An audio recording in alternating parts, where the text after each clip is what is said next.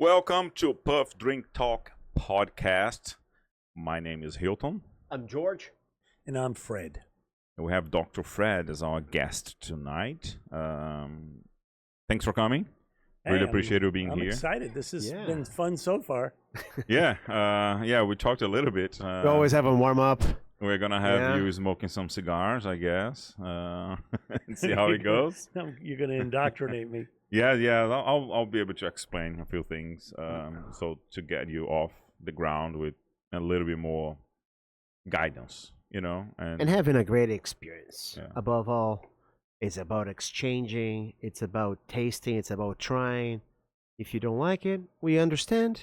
If you like it, we have here one more member. But looking to the at club. what you like to drink, I already tell you that this cigar pairs well, so you should be okay with that. All right.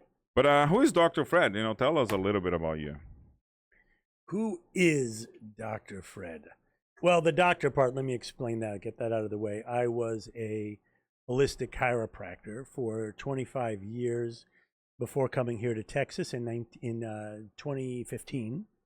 So for a long time, I did this really kind of unusual form of chiropractic. It's very gentle, like a light touch. There's no twisting or popping. Mm-hmm. And it's called network spinal analysis. It was more of like you might think of it like a transformational system than a therapeutic system. It was more about freeing up the nervous system so that people could live lives more powerfully, have more access to energy and resources and things like that.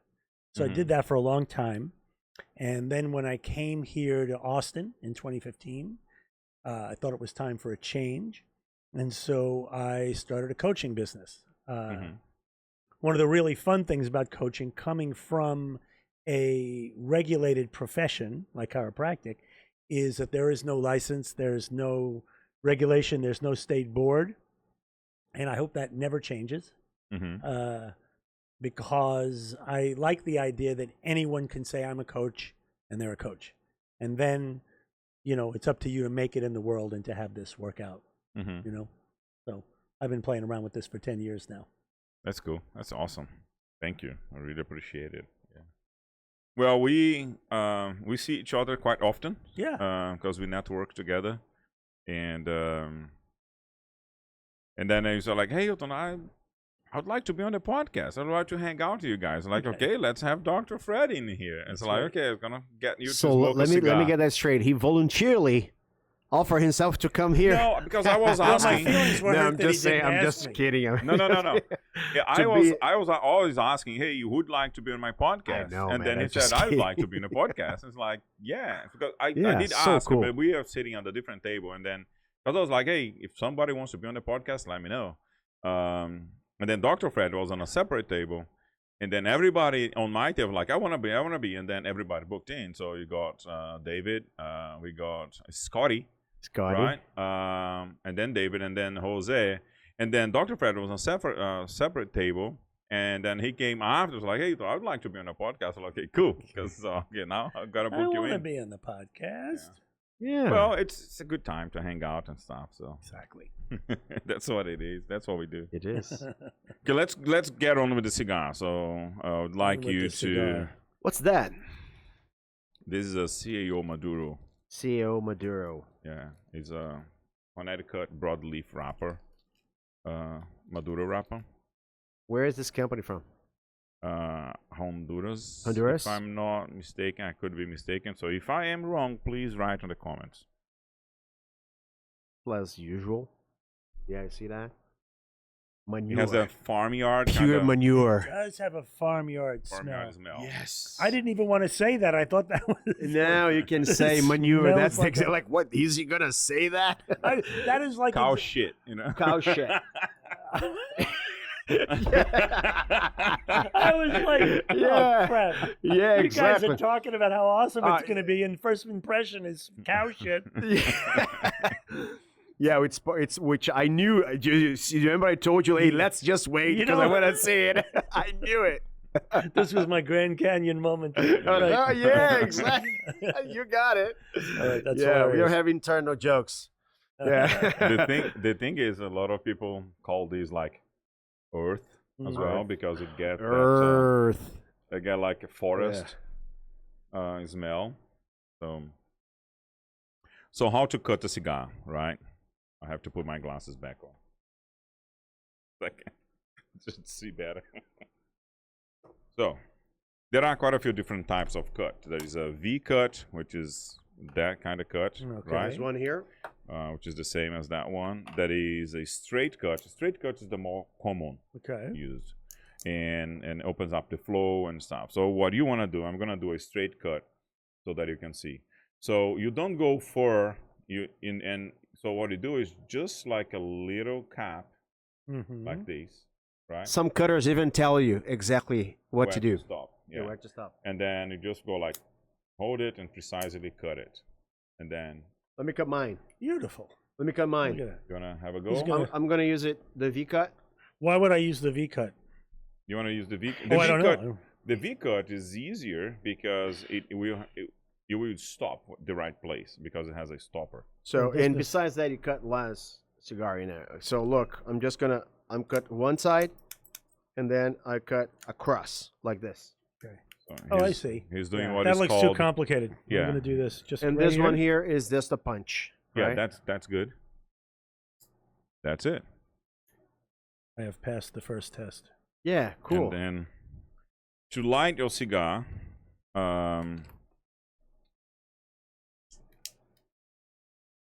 you of Why don't course you- you cut that side, so that's the side I got another one Okay, here. good. I want to see how you do it first. So you never put the flame directly into the cigar because if you do that, you're burning inside. Okay. So you want to burn the just Short wrapped up. you want to burn the surface, right? Right. So what you do, you get the flame going like this, right? At an angle, so the heat doesn't go inside, Okay. and you want that going so that all the If it makes that cigar- easy, my wife says that the best way to do it, think about it as a marshmallow, and then you go around only the tip, and then you keep going like that until until you see that it's flammable. You puff it, check it again. You purge, you blow it. Then you say, "This is what she says." Your Yeah, I wife like sounds it. like a wise woman. Yeah, right. Does she smoke cigars? From time to time, time to time, yeah. just to celebrate. So, all right. So you burn it. So once it's all burned, and then all you do now is smoke. And then you see when the ash is there, that's when you figure. Yeah, because Look, I I'm mean, doing that. it If you burned wanna see- all the wrapper, which is the outside Alright. leaf. I'm at No, an not that angle. end, not that end, the other Oh, end. this was the end I cut? So you cut on that. Oh, end. so I keep Can the you Yeah, Got you smoke from the side end you cut. Ah, Yeah. okay. Take a look at this. How inflamed it is. Yeah. Okay. All Yeah, right. and it's not even touching. Yeah. Okay. So now, You don't need to puff it out. I mean, if you put the flame in, and then yeah, you gotta do that. If Okay. you do like at an angle, you won't need to. Like this. yeah, I just try to be a little bit more pedagogical, right? Because Pedagogical. yeah, instructional. Well, you're teaching kids how to pass the SAT. You got to know those big words.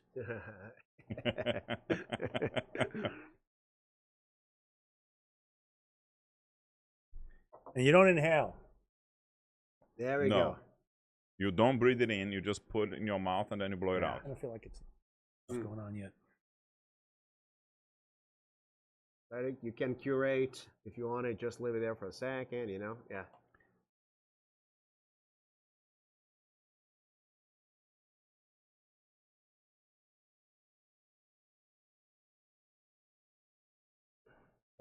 Yeah. What I do?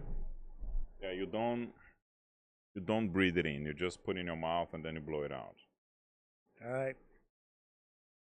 It's still gonna give you a kick, nicotine, because there's a lot of exposure of the smoke on your tongue. All right. So far, so good. Yeah. Yeah. Here we go. I feel like an old-time stockbroker. I want like a phone on each ear. Buy, sell, buy. With the cigar just hanging out of my mouth. Like Edward G. Robinson. You know who that is? Well, no. He was a gangster, or a cop. I forget, in like the 1930s movies. Okay. And he always had a cigar hanging out of his mouth. Say, Ah, I see. Well, but I- there you are, your first properly I'm lit totally giving this a shot. cigar. I'm fairly sure this will not be okay in my house with my wife, so I'm going to enjoy Well, it. my wife does not allow me to smoke, even like in the backyard anymore, because my girls. It's not they go about like, allowing, right? So you guys get into a oh no, deal, it's you about know? allowing. Really? Oh my God, man! Let's just say we came to an agreement where we Mhm. both knew how it was going to turn Yeah. out. We came on to an agreement where she said, "You are not smoking here anymore, okay?" And then I said, "Okay." Why? And then she said, "Because, Lily likes the smell of cigars, and she said she wants to try." I was like, okay, and Lily's only 8, so yeah.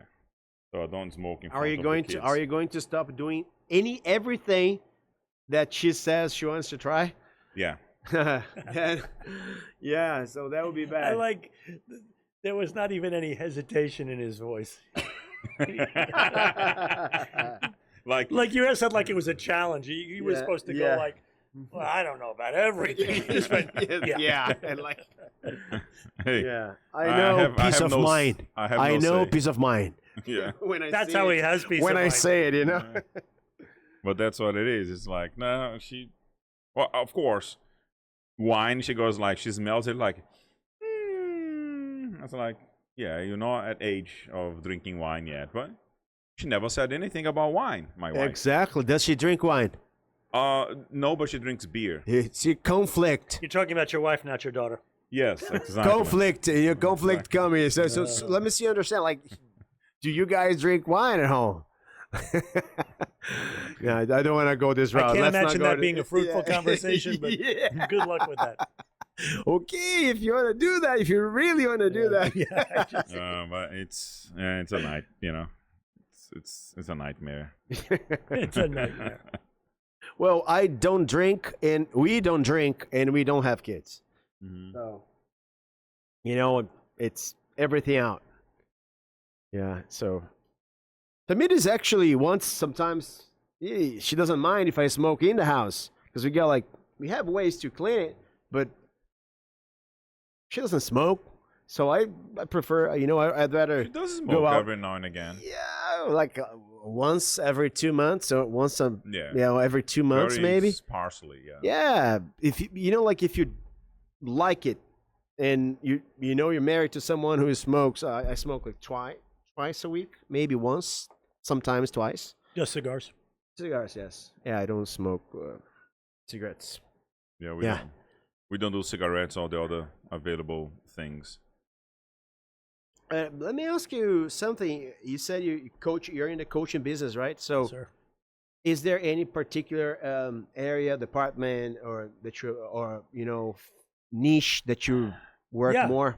Yeah, not industry. Like I'm not industry specific. Okay.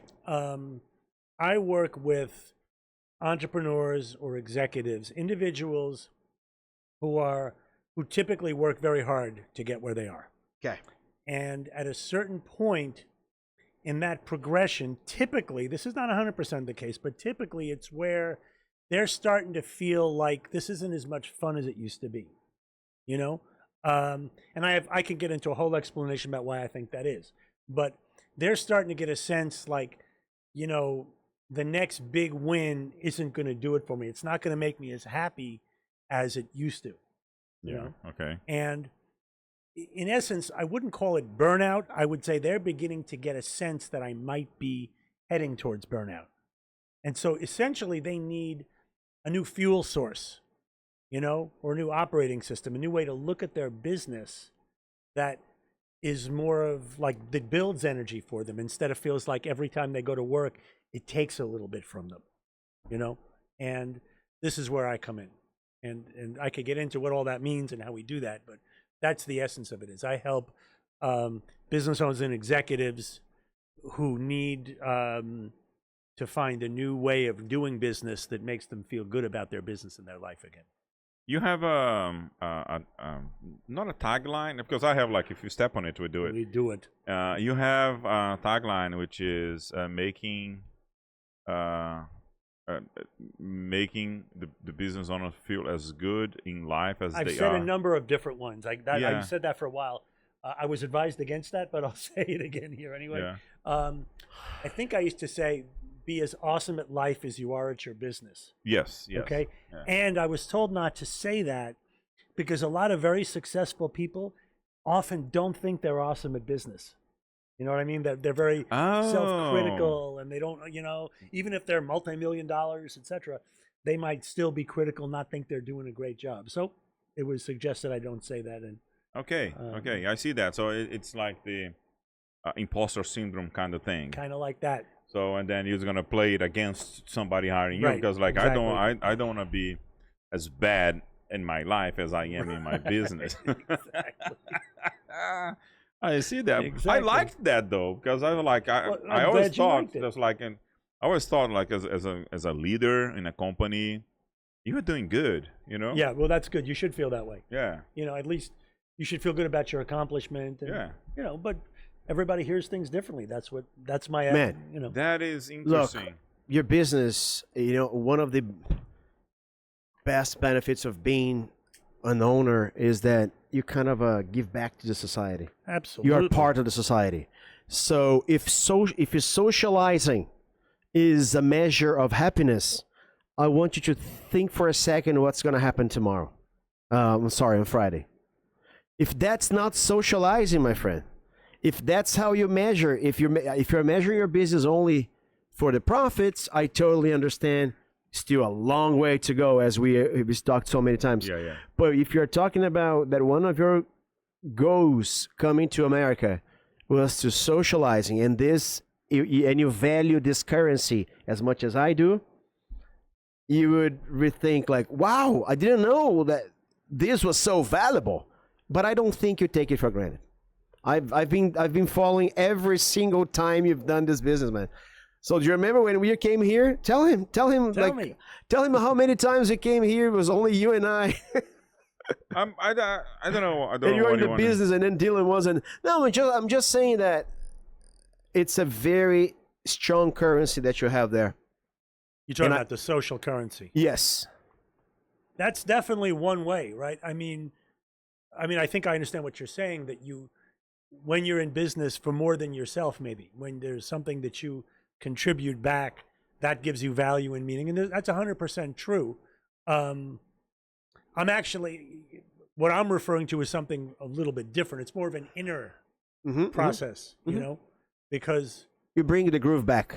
Okay, can I get into it for a Yeah, second? go ahead. Yeah, sure. So, because in my endless quest to find better ways to describe this stuff, I've recently thought about it this way. So if you think about a 4-quadrant model, okay? On the bottom left, you have quadrant 1, and in quadrant 1, we say life happens to me. And quadrant 1 we call the victim. Victim means you don't feel very empowered in your life, you don't feel much control, so you spend a lot of time blaming and complaining and feeling hopeless. Okay? We know people like this in the world. Yeah. Okay? And then at some point, for some people at least, they recognize that in order to really begin to create any kind of a life that I want, I've got to take responsibility. So you start saying, I decide how my life is going to go. And so the second quadrant, we say, I make life happen. And this is where you find a lot of these successful entrepreneurs and executives. They say, shit, if it's going to happen, I'm going to make it happen. I'm going to work harder than the next guy. I'm going to study harder, you know, whatever it may be. So this is, I make life happen. And that's, especially from the victim, that's a big upgrade, right? However, there's still something there that can, like, it still feels like it takes energy every day to get out of bed and to do this. You know what I mean? Mm-hmm. And so this is why people retire, is because at some point it's just, you can't do it anymore. So then we have quadrant 3. So you go to the right to quadrant 2, then straight up to quadrant 3. Quadrant 3, now life happens through me. So it's a big shift for these people. It's like you're not trying to do it all by yourself. Now, this is going to sound a little woo-woo. I apologize in advance for those people. All right, right? George is shaking his head like, don't Go worry. ahead. Yeah. Yeah. So, okay, quadrant 1 we call the victim. Quadrant 2 I call the achiever. Quadrant 3 I call the co-creator. So then what are we co-creating with? I say we're learning to co-create with the universe. Now that doesn't, I mean, you can interpret that a lot of ways. It basically means you're stepping into the flow in your life. We hear about this when athletes, they're in the zone. Green lights. The green lights. It's like where something else is taken over besides just your will. See, in quadrant 2, you're making it happen by the force of your will. That's what makes it work. In quadrant 3, you're letting go a little bit of that and you're trusting some other greater force, greater intelligence or wisdom to come through you. Not entirely, right? It's still a co-creation. But now you're partnering with the universe. And so I say this is the shift from force into flow. And these are the people that I work with, people who have gone about as far as they can in quadrant 2. And I help them shift into that third quadrant. Now, quadrant 4, by the way, that's called I Am Life. This is about oneness. This is about the pure spiritual experience of merging with the source of life. Lucy. Oh, right. Like Lucy. a little bit like Let's the call movie Lucy. Let's call it Lucy. Right. That would be excellent, right? That's a great movie. Right? Okay. And many examples of spiritual teachers and all kinds of things. So that's not my domain, okay? For that, you go to a guru, a spiritual teacher, an ashram, whatever it may be, a priest, and that's your spiritual path. My job is for you to access more of the wisdom inside of you, which is really spiritual, if we were going to be honest about it, so that your life becomes more of an expression of that than just your ego. Below the line, below quadrants 1 and 2, are all ego. Quadrant 1 is not a functional ego. Quadrant 2 is a functional ego, but it's still the ego. Okay. I Quadrant loved your 3 pitch. You love what? I loved your pitch. Your pitch. I can see that you can tell that in 10 seconds, in 30 seconds. You just have a bigger audience and more time today. That's why you extended, and I love that. I love that. I bought it. I appreciate it. I bought it. And here's the thing. It's one of these things, if you know, you know, right? Bought so it. if I'm talking to somebody and it doesn't make sense to them, God bless them. That just means they're not my client right now. And I'm good with that. Everyone's not my client, But if they hear that and they go, oh, crap, you know what? That sounds like me. We should talk. Man, Yeah. it seems like you have the keys that lead to the flow. Well, we could talk about how you get there. That's a separate conversation. But, I guess one step at a time. We have more podcasts for that. That's right. Yeah. We still have like 20 minutes or more. Oh, yeah, definitely. You tell me what you want to talk about. So But that's actually really interesting because you see people not only in business, right, but in every single part of their life. They go through This is their moments. life we're talking about. Well, yeah. So it's like business and personal life all together. Correct. So That's right. yeah, that's what I meant. It's like not just life in business; it's life in itself. Like, And that's what I was saying. Encompass everything. Yes, exactly. It's like my job is to help you become I hate this because it's very cliche, but the best version of yourself. And when you're the best version of yourself, you're going to make better decisions. You're going to execute more effectively. You're going to build better relationships. Yeah. And you're going to have much deeper well-being. So you're Yeah. actually going to love your life. Well, and that's the thing. So I remember the very first time we talked, and then I said, I was doing things all over the place, and then I hired a coach. Not like a person like yourself, because you are not only a business coach, but you also, it's a life/business coach. So you make that thing. So you have that more broad vision into bringing that person off of what they do as how do I say, something that is mandatory for them to do. Is like, hey, you have to do these things, into like, Yeah, I want your whole life to feel like it's your choice. yeah, and so you can feel good about doing this. Absolutely. So that's what we do. So and then when I hired a business coach, and then so we organized the company in a way that's like, hey, this feels more like me now. Mm-hmm. I can be more like myself, not having to do some of these other things because I can delegate that, right? Mm-hmm. So that actually, improves. So it moves you, around those quadrants, and things. I think so, it does. Yeah.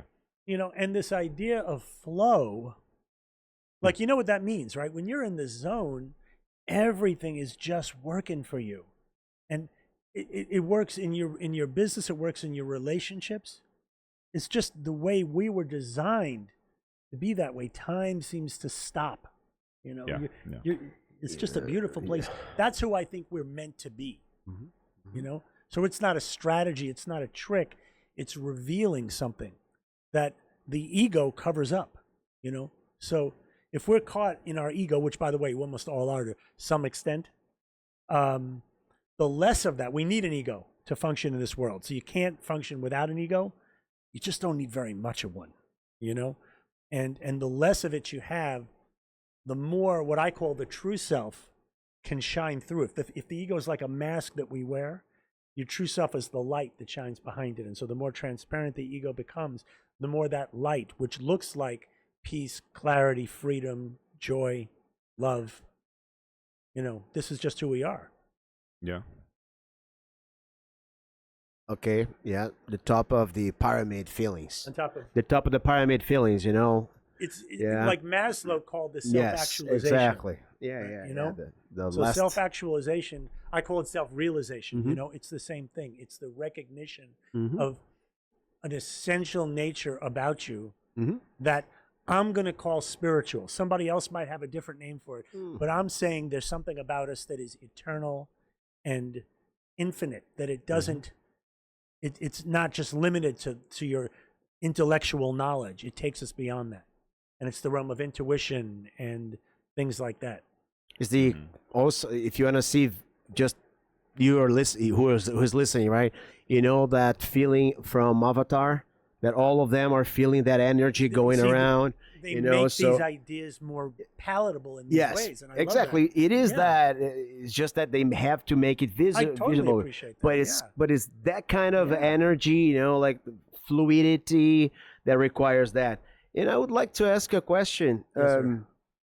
Maybe a story.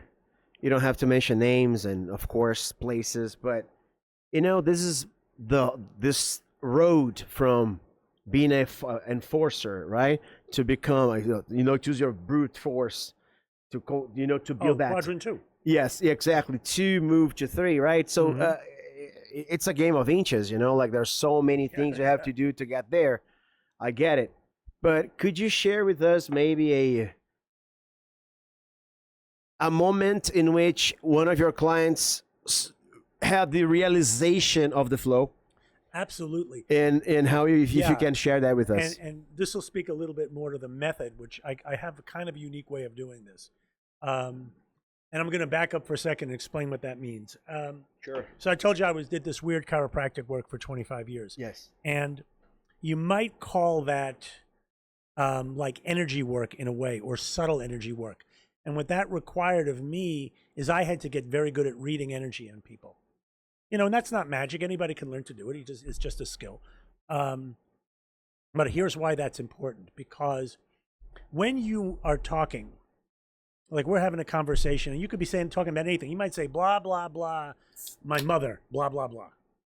But when and if there's any kind of tension, anything unresolved with your mom from yesterday or 40 years ago, it doesn't matter. There's going to be in your field, in your body, like a contraction, okay? And I'm going to say something about that contraction, because most people would look at that tension like it's a problem that needs to be solved. And I'm suggesting something else. See, there's a question. I love this question. Does life happen to us or for us? What do you think? With me? You got to pick. Can I use with me? With me is fine in this case, okay? It's kind of like for us in this case. I'm going to say they're close. Right? But the point is, you can look at life as being endlessly supporting of who you are and what you're trying to create, or as a problem that you have to like constantly fight against. Okay? Here's the point.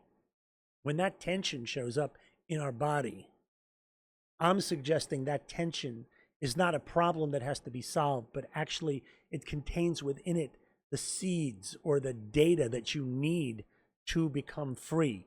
relative to this particular problem. Okay? So how do you do that? How do you access that information? By meeting your experience exactly as it is without trying to fix it or change it or make it go away. So this speaks to the method. So I'm sitting with a woman, and this was the first time we were talking. It was an introductory conversation. And I asked her, what can we talk about? What would be helpful today? And she kind of goes, my husband, like that. And just to be clear, he wasn't beating her. He wasn't like an alcoholic or something. It was more like he doesn't listen to me. Mm-hmm. Now, how common is that? Almost universal. So was right. that my wife you were talking to? I just mentioned that he could talk about examples without mentioning names and places. That was literally. For the record, I do not believe. believe. He was I talking didn't about know. my wife. I did not know Hilton at that time. This is several years ago. If it was your wife, wouldn't that be a funny world? Yeah. I do not believe it was your wife. So I said, all right, we can work with that. And the way I do it, so this is not therapy. In fact, she'd been in therapy with her husband for about 4 months at that point. We don't talk about this. Why doesn't he listen? Let's talk about strategies. But that's not what I do. It's perfectly good to do that kind of stuff, but that's not transformation. That's information. Okay? So I did what I always do, which is I guided her into the experience. When she talked about her husband, she had tension that showed up in her system. Now, a magical thing happens when we meet our experience without trying to change it. It becomes like a doorway into this much deeper, wiser part of you. You don't have to do anything. You don't have to figure it out. You just have to be willing and have the courage to meet your experience. Because sometimes, as you can imagine, it's a little uncomfortable, right? But she did that, and she did it, you can never predict this, like a boss, like she just went there. And you could tell when she gets there because her face gets very calm and her eyes are looking off into the distance. And you can feel it. See, here's the interesting thing. When you do this with someone together, the whole field shifts and it becomes very, very still. And this could happen right in the same room with someone or on a Zoom call 1,000 miles away. It doesn't matter. So that's field. It's very still, and she's got this look on her face. She's just staring, right? Like she's not even talking anymore. By the way, this took conservatively 5 or 6 minutes to get there. So I let her be in that space for a few minutes because I know just being in that space is very healing. Like her nervous system is beginning to reorganize itself already. After a few minutes, I said to her, imagine your husband is sitting across from you. Just look in his eyes for a moment and tell me what you see.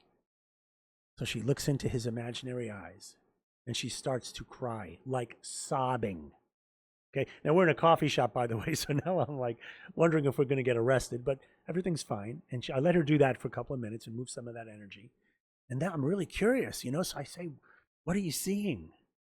And she says through the tears, he's trying so hard.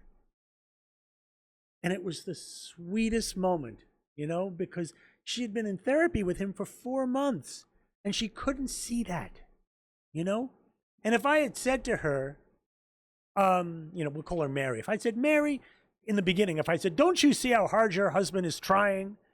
She'd have been, well, why doesn't he listen? Like that. But in that moment, just a few minutes of her meeting herself, all that fell away. And she sees him as a man who loves her so much and is trying so hard to show her. Mm-hmm. And of course he's doing a shitty job. Mm-hmm. It's he's just human. He's just human and he's just a man, which, is a very difficult thing. He was almost trained to be like that. Always, right? And this is what we call conditioning. And this is what the ego is conditioning. And so he was doing his best. Now, that doesn't mean he couldn't improve. Mm-hmm. It means that she wasn't seeing him. She was seeing her complaints about him. And in one moment of her being with herself, all that falls away. Now, that's just happened to be the one that comes to mind. There are stories in business like this. There are stories when, when your complaints are about yourself. And so you could learn to love yourself more, and see yourself more clearly. But the objective is to becoming less from this made up identity called the ego, which we create around 2 years old out of fear and insecurity. So this identity that we made up because, you know, we're 2 years old, we find ourselves in a world that's coming at us like a freight train. And so we don't know what, so our unconscious mind, which we know is very powerful, creates this ego like a buffer between ourselves and the world, you know, and that's who we become. We become this ego, you know, and that ego is what drives us. So you go back to the businessman, the ego is what drove him or her to become successful. But then life, because life wants us to transcend that. That's not enough. You see There's what a I mean? toll for that. There's what? There's a toll for that. Right? There's a toll for In that. the beginning, There's a it's toll for that. awesome. You know, I mean, you could build, it's amazing to build something. But at a certain point, your ego, life just says, all right, man, you did great. Awesome job in quadrant 2. Now we got to talk about quadrant 3. And, you know, see, the trick is the toll from quadrant 2 to quadrant 1 to quadrant 2 is responsibility. You got to say, all right, I will take responsibility for my life. The toll from 2 to 3 is surrender. And that's a lot harder because this is an ego that is now really, really developed itself into this powerful, you know, achiever. And so now You gotta let go. you got to let go. You know, It's but hard. Easy to say. You created so many fences to be where you are, you know, and now you have to just say, hey, you see all the fences that you created? Yeah, you know. Well, you know, so now we bring, right, like the process we call self-inquiry. And self-inquiry means you begin to question the unquestioned ideas that you have about yourself, about the world, about other people, about business. And some of those ideas are held very, like you think these ideas are who you are. So the questioning of that can be scary. And what I just talked to you about was something I developed, which I call somatic. Somatic meaning body. So somatic self-inquiry, I believe, is a shortcut. So, for example, if we had done self-inquiry with this woman, just the intellectual kind, which I still think is extremely valid with this woman, it would have taken months to get her to the point that we got to in 5 minutes. You know, because the body has wisdom that transcends the mind. And that's the difference between mysticism and science. Very, you know, well put. you see, because then what it seems to be something magical, right? It's just a point that you pinpointed there. Yeah. It could be a word, it could be a sound, it could be a taste. There are so many So ways you're looking to at a explore. fragment. Exactly. Right. Exactly. It's a door, you know, like there are billions of doors, but you're not knocking on the right doors, or they're not opening. You can't knock on all of Yeah, them. Though. exactly. Yeah. Like, we don't see, this is really important. There's a relatively new science coming out that says we don't experience the world. We experience, and this is really important, we experience our expectations of the world. So your brain, your nervous system is so powerful that it will create an experience. You ever thought, like you're expecting a phone call and you can like feel the phone buzzing in your pocket, and then you pull the phone out and it didn't actually ring? That's your brain creating the experience of something, sensory experience, when it doesn't actually exist. We're projecting our ideas onto the world all the time without even realizing it. And then we get back the feedback of what we projected onto the world. Yes. You see what I mean?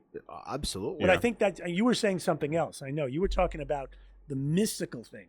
Yeah, because you know, it depends who tells and who hears. You know, when you tell, people will interpret this kind of event as mystical, as magic, as whimsical. Yeah. That's what I'm trying to It's say. as aliens. There you go. Have an alien sign. over there. Stay weird. Well, you know, it's like, you know, you talked about Avatar before, this idea of a shared reality. And that's mystical to most people, you know? it's not, I mean, mystical just describes something outside of your normal experience. But so, for example, I was talking about this field of stillness that gets created, right? And I always point it out because I think it's really important that we learn to recognize these states. So I was sitting with a guy, he's like an SVP, senior vice president of the company. And we get to this place and I say to him, can you feel the stillness right now? And he goes, oh, thank God, I thought I was having a stroke, you know, because he didn't understand. He's so in quadrant 2 that this idea of stillness didn't even occur to him. But yeah, there's something that if we're open to it, it's magical what life really can bring to us. Cinema, literature, they cover that everywhere, all the time, right? Because it can't be spoken of in words.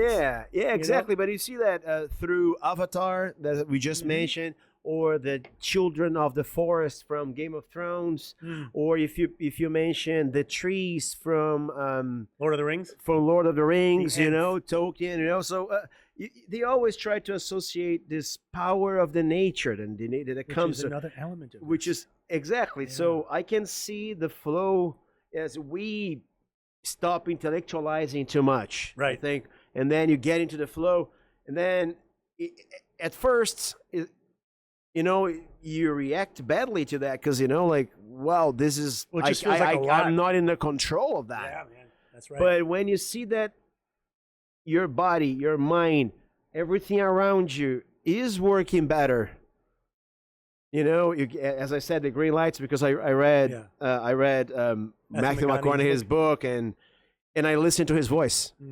So I had the audiobook and the book. I appreciate that. Yeah, I like the books better. That and him, you know, like putting the stress on the green lights, baby. All right. So he's just like, green lights, baby. Yeah, so I think I start seeing the light that you mentioned when I saw him through that. Yeah. And these gravitas that certain actors, political, it's presence. You know, like this woof, you know, you feel it. As you mentioned, like you feel when this person gets into the room. There's different kinds of presence. Yes. You know, so someone, for example, could, you know, potentially have still a big ego, but they still project, you know, they're still like, here I am, and you feel it, you know. The difference, I think, that's interesting is if you're around someone who's truly self-realized, the presence is very different. You know, you'll feel it, but it won't it might feel big, but in a different way. Yeah. It feels spacious, you know, it feels welcoming. You feel more yourself in their presence. Sometimes around these big ego personalities, even though they're powerful, you might actually feel smaller in comparison, you know? In someone who's let that go, or at least because it's not on or off, right? It's a scale. Yeah. But the more you've let that go, I think the more something else becomes available. And that feeds everyone. And I think this flow, it's more timeless in terms of the, let's say, the behavior. What do you consider superior in terms of any kind of moral, you know, because some archetypes they are different in different eras. So we might, you know, feel that this gravitas, as I was saying, you know, like this charisma was valid in certain societies, but it's not valid in others. But this flow, I think, it goes a little bit, you know, it's more timeless, you know, like this 10,000 years ago, 1,000 years ago, 500 years ago, and now, and 1,000 years in the future, people will feel, wow, I understand what the flow is. And in business, we call this executive presence, you know, where there's like a presence where you want to follow this person, not just because it's in a hierarchy and your job's on the line, but a sense of, I trust you, you know, and that, I believe, comes more and more from having more humility, less ego. I have one thing, and I believe that you do the same because you live this, right? So I normally look at people sometimes we're doing, let's say we're doing some sort of exercise, like we do some of this masterminding kind of thing, right? And then we're doing like a little exercise, and then it all dictates on a table by sometimes either a very courageous person to open up, to be really honest, right? Or if nobody, because of the ego, right? Nobody opens up. The flow goes like, hey, what do you need more? So let's say they put an exercise. They say like, right now, when you look at your business, what do you need more? And then a first person is gonna go like, I need marketing. I need AI. I need these. I need that. It's all like tools. And then when it hits us, right? Because we are more like that, and they're like, I need more interaction with people. I need to be more vulnerable. I need to understand a little bit more that I'm not as big as I think I am. And I need someone to tell me, hey, calm down. So that's what, do you know what I mean? And then people are going to go like, and then everybody else in the room like, yeah, I kind of need that too. Do you know what I mean? And right, because, it takes it deeper. Exactly. Because, and I look at people and I go like, oh man, they have such a small world around them. You know, in a way, it was like, hey, I normally tell, and George knows this because I mentioned, you know, it's like, hey, I'm happy with the things that I have and with where I am. Of course, I'm not accommodated because I have plans, I have goals, I have a structure, right, that I put together to make things happen.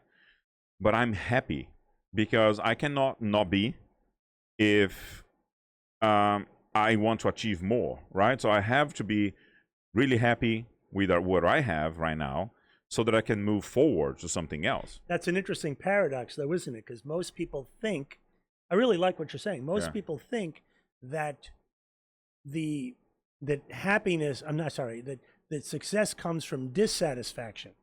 Like I've got to be dissatisfied here and essentially unhappy, and that's what drives me to get to some next level. And you're pointing out something really powerful, which is happiness can be the foundation that you build on. That's what I believe, because I say you got to be happy what you got, and then it doesn't mean they're going to accommodate. It's like, what can we do more now? Yeah. Take us out of the comfort zone. And I tell everybody, and that's why, you know, George goes like, hey, what you've done and what we've achieved, because, you know, the event sells out and, you know, every single month. And I say, no, this is all because, and it can only be done, not because of me. You know, of course, I'm the face, you know, I put myself out there. You know, I talk to people, say, hey, come to this event. Well, it wouldn't happen if not for you. No, yes, but I understand that. But at the same time, because I'm making the space available, and I'm putting the work. What's your vision? Yeah, I'm putting the work to make this happen, right? But without people coming, the event doesn't happen. So I look at these, and then I look at. I don't look at. I look and say, hey, I'm too small. Do you know what I mean? Because if I'm too big, it means that I don't need anybody and the event would be great. No. So if the event don't have the people coming in and talking to each other, sharing information, sharing businesses, sharing the experiences that they share because they're talking, they're smoking a cigar, they're eating some steaks and whatnot. So that creates, you know, that easygoing, like shoulder relaxed, you know, place for people to go, hey, I'd like to do business with you. Right. I think that's, I mean. But that's not me. They're doing business with people that are meeting there. No, I'm not there. I just. But you create the space, and therefore we all know who Hilton is. No, everybody. But I understand you're doing it as an act of service. You are in your position. I totally understand when you say, "Oh, people do that." I understand. You're doing your job, and I am doing my job as your friend, someone who sees it since the beginning, right? So this is just different perspectives. We tell stories differently, right? Think about that. without your effort. It's just because sometimes products are easier to see. But what you build here, you don't see it, don't touch it. But the aura, think about that. When these people come here, is because you created. Think about the same, field. There's the a field. You put it a field there, and people when they get through this field, when they get here, man, it's like a different dimension. I know yeah. that. I understand that because I mean, I create something without much effort. I mean, it is a freaking lot of work that goes into that. So yeah, no. Effort and work are two different things, though. Yeah, but That's it's very not important. a lot of effort. It's like, hey, But you say that now because during every every single event. It's been it's 2 stressful. years. Yeah, It's been yeah. 2 years, and what I'm saying is that, of course, Well, we're talking about the podcast. We're putting a podcast together. Also, no, your it's- business, like you're mature. You matured in the business. You have a partner.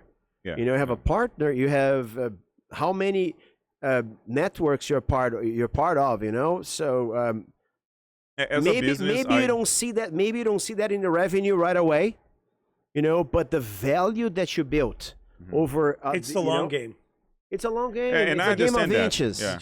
But that's You know? that's what I was gonna get into, because it's like, for example, and I tell the teams, like, hey, if I'm sounding cocky when I'm talking to someone, please tell me, because I don't want to be that person. I'm not that kind of person. So hey, I understand what I have to be, and I understand what I should do to get things to the next level.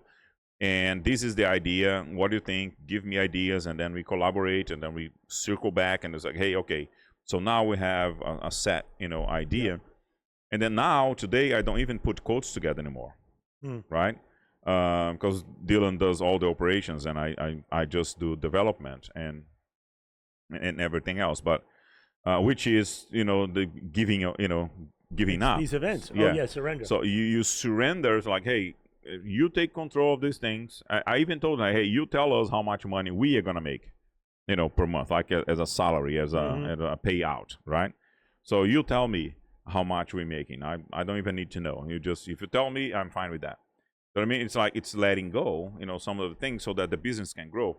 But you had to have a lot of trust in your partner to Yeah. It has. I don't of mean course. just like that he won't steal. I mean trust that he's going to guide you, lead you in a direction that you believe in. Yeah, and of course it's a shared thing. So we go back and forth, with things. So we have meetings daily. You know what I mean? Pretty much, for alignment and vision and everything else. So, but with the event, the same thing. It's like, without Dylan, without Carol, that also helps. Things don't get done because it's too much. You know what I mean? It's too much work. But let me add a little bit more to that. Okay, so do you agree that the meeting so far has been very successful? It has been from the get-go. Yeah. Yeah. So I would say that everybody. I don't know if you would be unanimous, but I would say that it would be pretty much like that. People have fun. People, right? Yeah. And they see how you, as a business owner, how you organize your, the success you have there, that they probably will assume, not even intellectually, that's more on the feeling, that you see, like, man, look, he's successful like this. His business also needs to be successful. Well, I think it creates a good feeling in general, and it just creates a sense of friendly, affinity, trust. Mm-hmm. Yeah, I think so.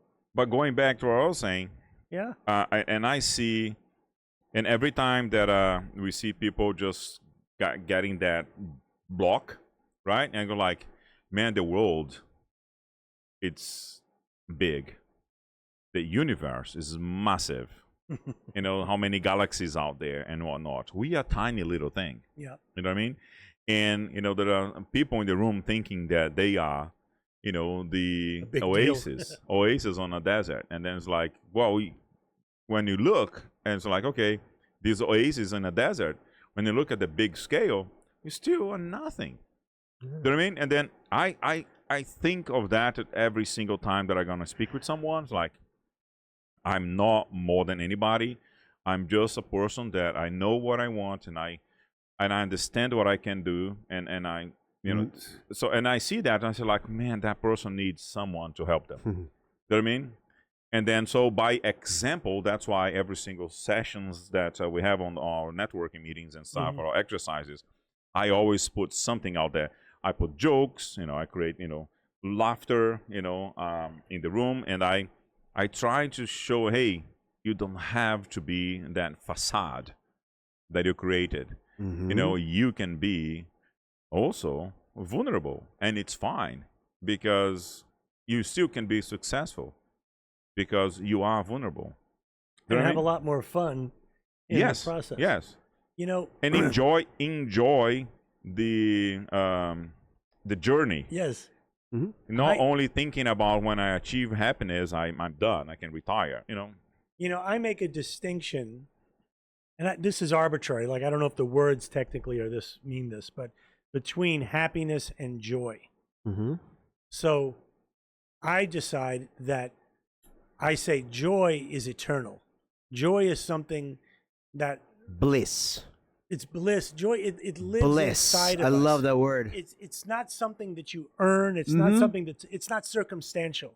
It's something like a child. There's just joyfulness in us that we tap into when we're out of the way. Happiness is temporary. There's nothing wrong with happiness. Ephemeral. It's ephemeral. So, you know, you get a new car, you get a new client, you win the lottery. Don't tell me you're not going to be happy. It's a wonderful thing.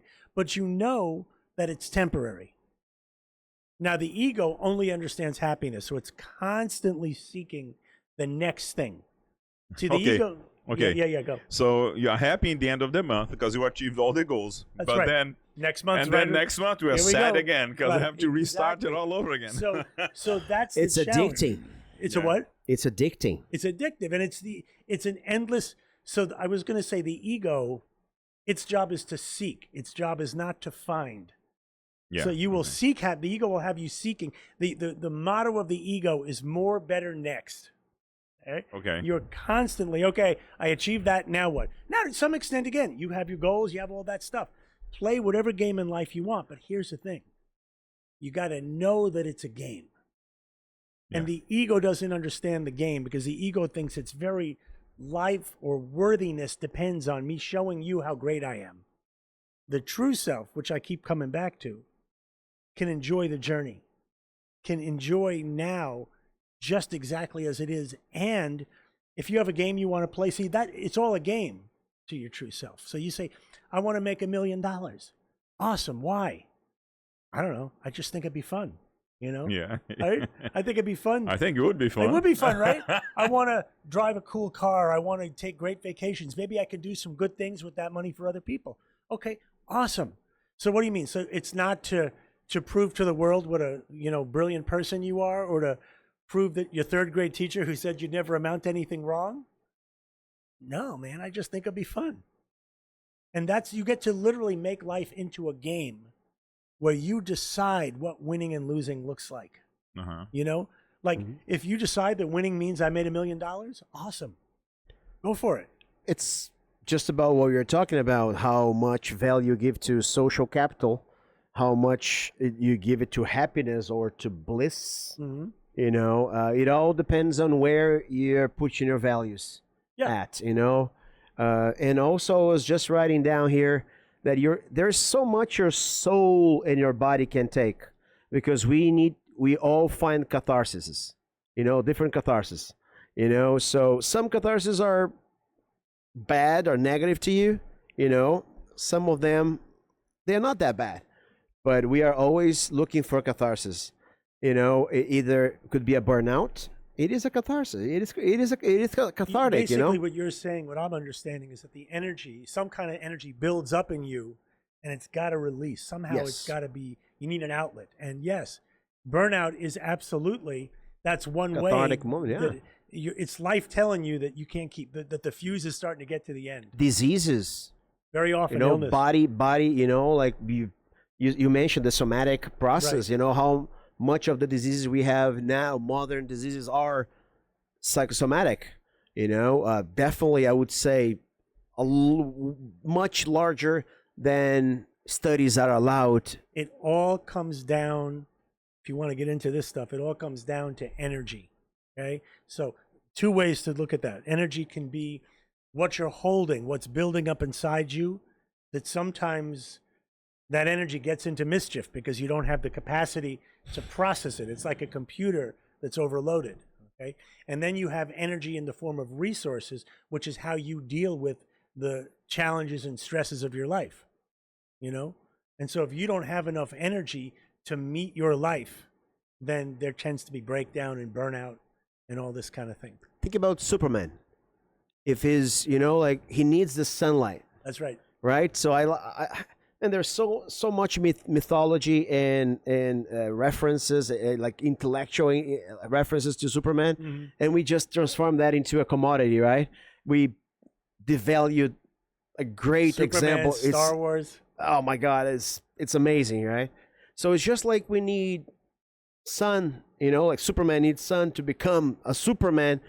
We need energies, and we need to be open to those energies. And I think I do it all the time. We kind of close the channels, That's we don't think we're enough. That's at the heart of every ego. At the heart of every ego is there's something wrong with me. Like imposter syndrome, maybe? No, imposter syndrome is way up, way up downstream from that. Right. Okay? But fundamentally, that you could see how imposter syndrome could be from there. But the fundamental story of the ego is that I'm broken. Okay? You found yourself in a world that didn't make any sense to you. You're like 2 years old. So you're not even intellectually figuring this out, but at some deep level, there's something wrong with you. And you build an identity to try and hide that from the world, basically. Every ego has something that it's trying to hide. Yes. So, and it's some version of brokenness. And imposter syndrome means it's a maybe different I'm level. too broken to do this thing that people think I should be doing. Yeah, maybe. And you can get past that.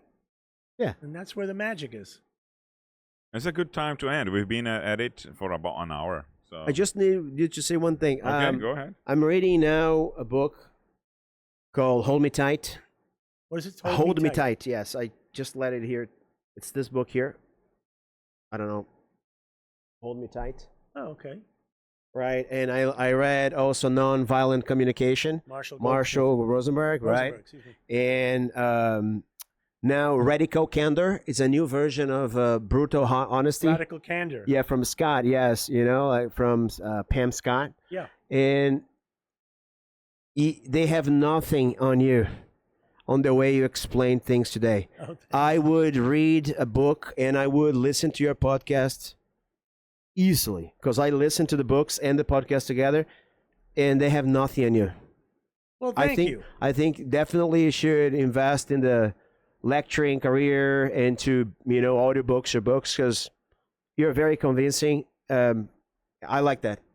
It's a natural coach. Well, thank you. I mean, it's been. I love being a chiropractor, and switching into coaching is one of the best choices I ever made. For me personally, other than getting married recently. And so I appreciate what you're saying. That's really encouraging. I would say that, that's why I give it away so much. Like if somebody is curious about this, I say, come sit down, let's have a conversation. And let you have the experience of it first. And then if we want to do more, we can do more. But there's the level of like connection and intimacy and vulnerability and presence that happens in those conversations it's almost impossible to find that very commonly in the world. So I appreciate that. Thank you. Well, thank you for coming. Yes. Really appreciate you. Yeah, man. And the door is always open to come back. We just need to It was book. entertaining. Yeah. Very entertaining. Thank you. And informative. Informative. I'm entertained too. This was fun. Yeah. And it's, when I think when we get to talk more than just meeting at a networking, That's right. we don't have time to actually figure it out things. That's right. right. Yeah. So you need that sit down, as you just mentioned. Hey, let's sit down. If it resonates a little bit, let's sit down. Mm-hmm. Because what you sell, it's something that's very personal to everybody, right? What I sell, in flooring, for example, Yeah. is just something that you step on. It's still personal, but I understand what your point is. Yeah, but it's pretty much it's a thing, right? And of Yes. course, Man, there is a dream.